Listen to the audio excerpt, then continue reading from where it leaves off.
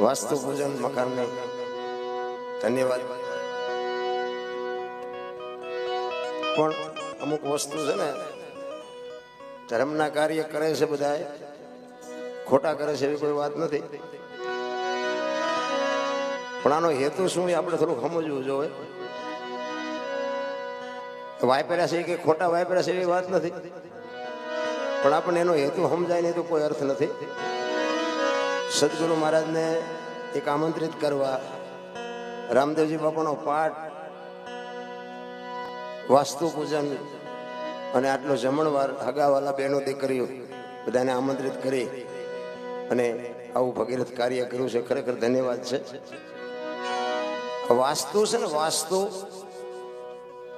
વાસ્તુ પૂજન શું છે? આ બધું આ વાસ્તુ બધા કે મકાન બનાવ્યું વાસ્તુ લેવી છે, મકાન બનાવ્યું વાસ્તુ લેવી છે. વાસ્તુનો મતલબ શું છે? આની સમજણ ન હોય તો પછી ઓલા કર્યું તો આપણે કર્યું, ઓલા કર્યું તો આપણે કરી, એવું નકરું નથી.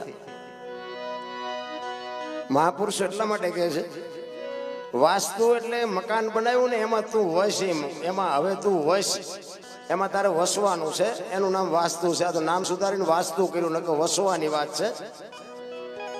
બીજી વાત એ છે કે મકાનમાં તમે ફળિયામાં અંદર આવો ને, પેલા પગથિયા હોય. એ પગથિયા નામ શું કામ પડ્યું? એક આપણા ઘરમાં દીકરી હોય કે દીકરાની વહુ હોય, એના આપણા ઘરમાં પગ થયા. એક આપણું પવિત્ર શબ્દ છે, લક્ષ્મીના આપણા ઘરે પગ થયા, એટલે પહેલા છે ને એનું નામ પગથિયા નામ આપ્યું છે. પછી પગથિયા ચડે ને એટલે ઓસરીમાં જાય ને, અહીંયા થાંભલી હોય, થાંભલી. અત્યારે તો પછી પિલોર કર્યા, બીમ કર્યા, નોખા નોખા નામ આપ્યા, પણ નગર ખરેખર અહીંયા થાંભલી હોય. આ થાંભલી છે ને એના જેવી. એટલે દીકરી, એક પત્ની, આજ ઘરની એક વહુ, એક લક્ષ્મી આવે, પગથિયા ચડે ને પછી થાંભલી આવે. એ થાંભલી એટલે એ દીકરીને એક ભલામણ કરી છે કે બાપના ઘરે ત્યાં ગમે એ કર્યું હોય, ગમે જે ત્યાં તોફાન કર્યા હોય, આ કર્યું હોય, તે કર્યું હોય, પણ હવે આ ઘર છે ને તારું મર્યાદિત ઘર છે. એટલે આ હવે તું બહુ ઠેકડા ન ભરતી, થા ભલે, એમ કે ભલે થાજી, એને થાંભલી કહેવાય. પછી આગળ આવો, આગળ જાય ને એટલે ઓસરી કહેવાય. ઓસરી આવે. ઓસરી એટલે પોતાના માત પિતાની, પોતાના ભાઈઓ કુટુંબની મમતા ઓસરવાની છે, ભૂલવાની છે, ને આને તારે અપનાવવાના છે, એટલે એને ઓસરી કહેવાય. પછી અંદર આગળ જાય ને પછી રૂમની બહારનું આવે, એને બાર હાક કહેવાય. બાર હાક. એ બાર હાક છે ને બાપુ, દીકરીને ભણા, આ બેનો બેઠા છે ને દીકરી, એટલા માટે ખાસ કહું છું. એ દીકરીને ભલામણ કરી છે કે તું એક ખોટું પગલું ભરીશ ને તો હાથ પેઢીનું નામ બોલાઈ જાય છે. આ બાર હાક ઉજળી કરવાની છે તારે. આ દીકરીને ભલામણ કરી છે. એટલા માટે જ મહાપુરુષોએ કીધું છે કે ધરાવીને ધાનનો નીપજે, કોડવીને માડું ન હોય, જેળ જકરા નીપજે, જેની જનેતા હોચલ હોય.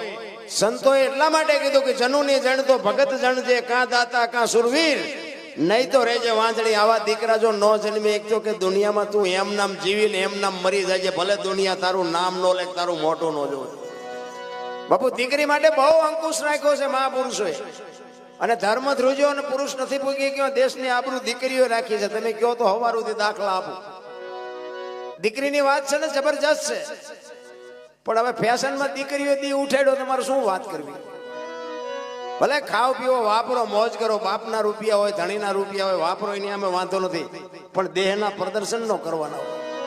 એટલા માટે આ વાણી છે ને, વાણી બાપુ નિરલબાઈની છે, દીકરીની વાણી છે. દીકરીએ ગાઈ છે આ વાણી.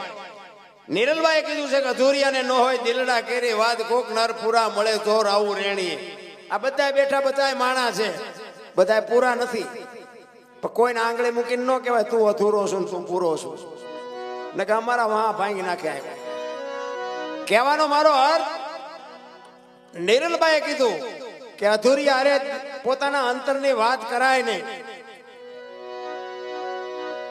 અંતરના ઉડાણની કોક વેધુને કરાય વાત, એને સોરે નો સિતરાય, સિતની વાતું શંકરા.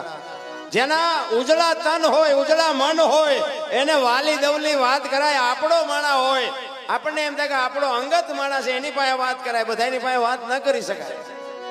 એટલે નિરલબાઈએ કીધું, આ વાણી બની ને નિરલબાઈના લગ્ન થયા ને ત્યારે નિરલબાઈને વળાવવાનો સમય થયો. દીકરીનો પ્રસંગ વહમો છે ભાઈ. દીકરી વિદાય થાય ને એટલે હારા હારા બાપુ રોઈ જાય. નિરલભાઈ વળાવવાનો સમય થયો, એમના બાપુ પાસે મળવા માટે આવે છે. એમના બાપુ રડે છે કે બેટા મેં તને કાંઈ આપ્યું નથી, પણ કદાચ તારા સાસરિયામાં જાણ તને કોઈ બે વેણ કડવા કે ને તો બાપની આબરૂ જાળવવા માટે ઘરના 4 દિવાલ વચ્ચે 2 આહુડા પાડજે, પણ કોઈ ખોટું પગલું ન ભરતી. આ કરિયાવર આ કરવાની જરૂર છે. કે મેં બેટા કાંઈ આપ્યું નથી, પણ મારી આબરૂ તારા હાથમાં છે. દીકરીને એનો બાપ ભલામણ કરે છે. પછી એના બાપુ કહે છે નિરલભાઈ ને, બેટા કંઈક તમે મારી પાસે માગો. કે પણ બાપુ ખટારા ભરાય એટલું આપ્યું છે, મારે શું આમાં માગવું? કે પણ બેટા કંઈક માગો તો મને એમ થાય કે મારી દીકરીએ મારી પાસે કંઈક માગ્યું. ત્યારે નિરલભાઈ કહે છે કે બાપુ એક ગુરુ મહારાજને બોલાવી દો, મારે ગુરુ મહારાજના દર્શન કરવા છે. ગુરુ ઉગમસિંહ દાદાને બોલાવ્યા છે. ગુરુ મહારાજ પાસે આવી અને નિરલભાઈ વંદન કરીને કહે છે કે બાપુ કોઈની દીકરી ઘરે રહીને મારે રહેવું એવો કોઈ દાવો નથી, પણ હું મારા સાસરિયામાં જાઉં, ત્યાં જો ભજન કરવા દે તો વાંધો નહીં, ભજન નહીં કરવા દે તો હું જીવી નહીં શકું. એના માટે મારે શું કરવું? ભજન મારો જીવ છે, ભજન મારો ખોરાક છે, ભજન મારો પ્રાણ છે. ભજન વગર હું જીવી નહીં શકું.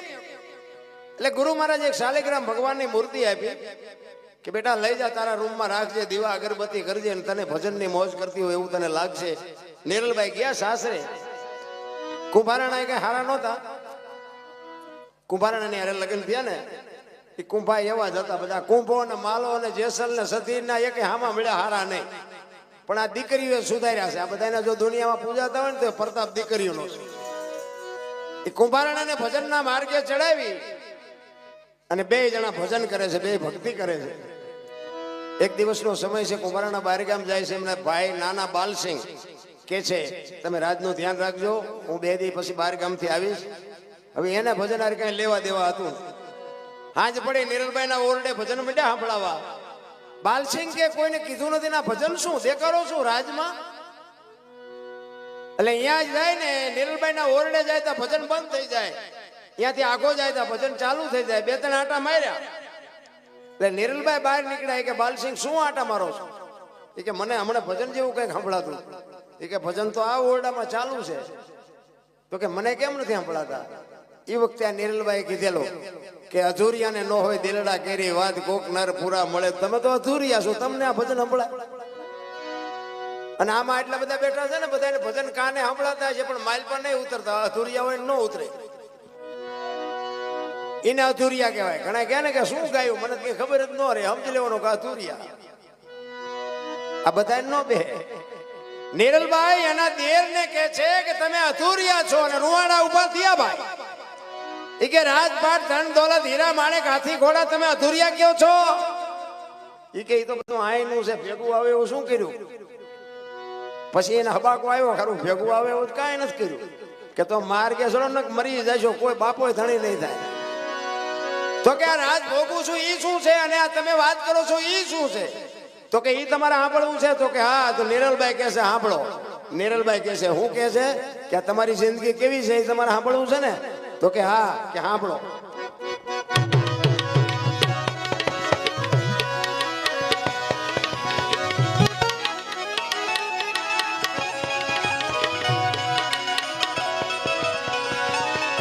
આવી ખાડા રે એક બોતિયાની તમે છો, એ દેડકી રે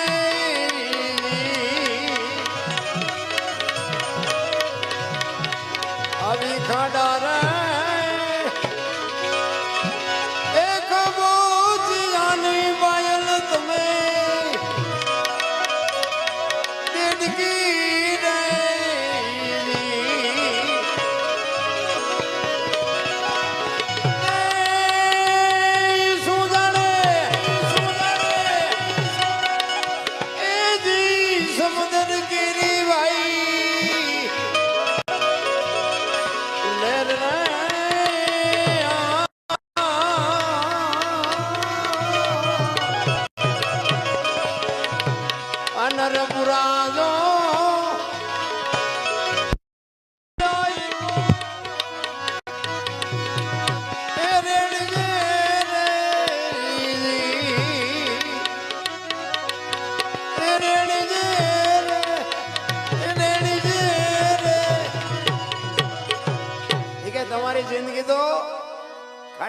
જેમાં ડેટકાન માછલા તરફડે એવી છે માણા થઈ જાવ નકર ખોવાઈ જાઓ.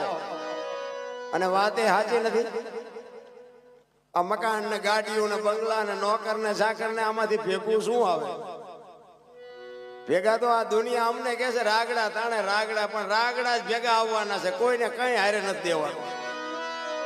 એટલે જ મહાપુરુષો નિરલભાઈ કીધું કે માર્ગે સણો નગર ખોવાઈ જાઓ. ભાભી બાપુ દિયર ને આટલી વાત કરે, દિયર હકણા રે. પછી બાપુ બાયલ ને એમ થયું કે હારું કરવાનું રહી જાય છે ને ન કરવાનું થાય છે. તો કે હવે આના માટે શું કરવું પડે? મારે આ ભજનમાં મારે બેહવું હોય, આ ભજનમાં મારે જોવું હોય, તો આના માટે કરવું શું પડે? તો કે તો ભજનમાં ભળવું પડે, સદગુરુ બનાવવા પડે, ગુરુ પાસેથી કઈ જ્ઞાન લેવું પડે. એમનામાં કઈ ખબર ન પડે. ભજન ભજન એમના સમજાવી વાત એ નથી. ભલે ને બધા બેઠા હોય ભજનમાં ગયા હતા, ભજનમાં ગયા હતા, પણ ગયા હતા કઈ કોઈ ઉતરતું જ નથી મારી પાસે. એની માટે બાપુ માથે સમર્થ સદગુરુ જોવે. સદગુરુ સિવાય બધું સમજાય એવું નથી. અને જો સમજાય જાય ને તો અમને કોઈ બોલાવે નહીં. એવી હાવ એલી વાત નથી. પણ સદગુરુનું શરણ મળી જાય, સદગુરુના શબ્દો ઉપર ભરોસો હોય અને બાપુ જો કંઈક એના આશીર્વાદ મળી જાય ને જો મેળ પડી જાય તો એવું હાવ ખિસ્સામાં કાંઈ છે નહીં, ગુરુ પાસે કોટલી તમને આપી દે મુક્તિ મળી જાય એવું નથી. ઈ બાયલ ને કીધું કે આના માટે માર્ગે ચડવું પડે. તો કે હવે આના માટે શું કરવું પડે? કે તો ઈ સંતના શરણે જવું પડે, ભક્તિમાં ભળવું પડે, સત્સંગમાં બેહવું પડે. તો કે હવે આવા ગુરુ ગોતવા ક્યાં? અને સાચી વાત નથી, ક્યાં ગોતવા ગુરુ? કઈ દુકાન તો છે નહીં, આ મોંઘા મળે છે, સારા મળતા છે. ગુરુને ક્યાં ગોતવા? આખા કપાળ રંગ્યા હોય, ટીશન સુધી ડેર ખાવ હોય, આપણે હેલા જતા હોય વાંયથી હાથ કરે, એ ભગત ખડા રે તેરા બેડા પાર. તમે રોટલા આટું વંડિયું ઠેકો, શું બેડા પાર કરો? ક્યાં ગોતવા?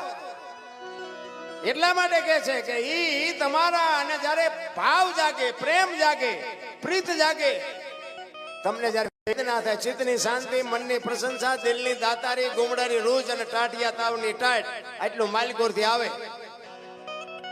એક તમારો અને મારો ભાવ હોય ને તો તમારે મારી પાસે આવીને વાત ન કરવી પડે, તમારી મારી આંખ વાત કરી લે. આ ભાવ જાગે, માણસને બોલવું ન પડે, આંખ વાત કરી લે. ત્યારે નિરલભાઈ બાયલ ને કહે છે કે એવા જે માણસો છે ને એના મોઢા ઉપર નૂર ઝરતા છે, અને એવા જે કપટી છે ને એ સાંભળા ભલે ઉજળા હોય પણ માલિકોરથી અંદરથી કાળા છે. અને